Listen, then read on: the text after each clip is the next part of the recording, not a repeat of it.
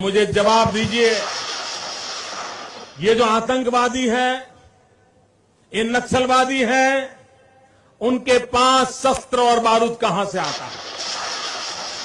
वो तो विदेश की धरती से आता है और सीमाएं संपूर्ण रूप से आपके कब्जे में है। सीमा सुरक्षा बल आपके कब्जे में है। मैंने उनको दूसरा सवाल पूछा। हमने कहा आतंकवादियों के पास धन आता है, हवाले से आता है, पूरा मनी ट्रांजैक्शन का कारोबार भारत सरकार के कब्जे में है, आरबीआई के अंडर में है, बैंकों के माध्यम से होता है। क्या प्रधानमंत्री आप इतनी निगरानी नहीं रख सकते कि ये जो धन विदेश से आकर के आतंकवादियों के पास जाता है आपके हाथ में है, आप उसको क्यों नहीं रोकते हैं?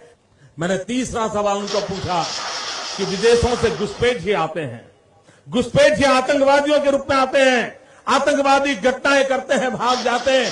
प्रधानमंत्री जी आप मुझे बताइए, सीमाएं आपके हाथ में है, कोस्टल सिक्योरिटी आपके हाथ में है, बीएसएफ सेना सब आपके हाथ में है, नेवी आपके हाथ में है, ये विदेश से घुसपैठ के कैसे घुस जाते हैं? मैंने चौथा सवाल पूछा, सारा कम्युनिकेशन भारत सरकार के अंडर में है।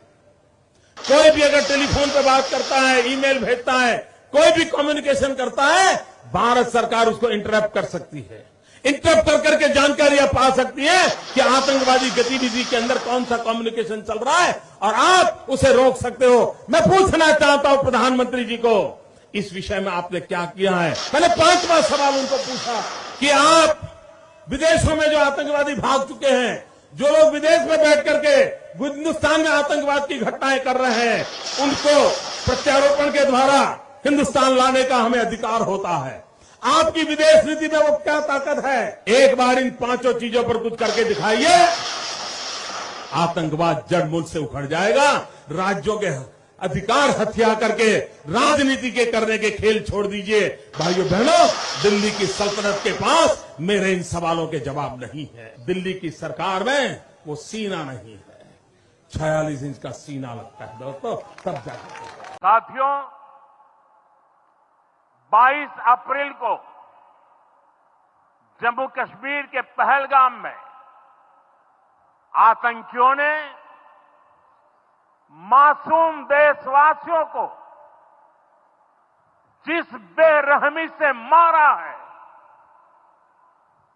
उससे पूरा देश व्यथित है। कोटि कोटि देशवासी दुखी हैं। सभी पीड़ित परिवारों के इस दुख में पूरा देश उनके साथ खड़ा है। जिन परिवारजनों का अभी इलाज चल रहा है, वे जल्द स्वस्थ हो, इसके लिए भी सरकार हर प्रयास कर रही है। साथियों, इस आतंकी हमले में किसी ने अपना बेटा खोया, किसी ने अपना भाई खोया, किसी ने अपना जीवन साथी खोया है। उनमें से कोई बांग्ला बोलता था, कोई कन्नड़ा बोलता था, कोई मराठी था, कोई ओडिया था, कोई गुजराती था, कोई यहां बिहार का लाल था। आज उन सभी की मृत्यु पर करगिल से कन्याकुमारी तक हमारा दुख एक जैसा है, हमारा आक्रोश एक जैसा है। ये हमला सिर्फ निहत्थे पर्यटकों पर नहीं हुआ है, देश के दुश्मनों ने भारत की आत्मा पर हमला करने का दुस्साहस किया है। मैं बहुत स्पष्ट शब्दों में कहना चाहता हूं, जिन्होंने ये हमला किया है, उन आतंकियों को और इस हमले की साजिश रचने वालों को उनकी कल्पना से भी बड़ी सजा मिलेगी। सजा मिलकर के रहेगी।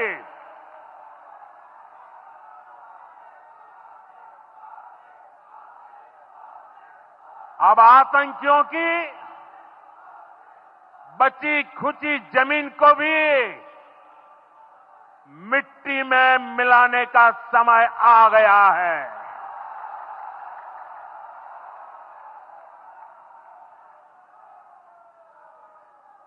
एक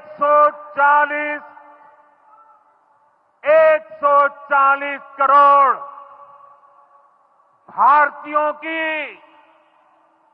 इच्छा शक्ति अब आतंक के आकाओं की कमर तोड़ कर रहेगी।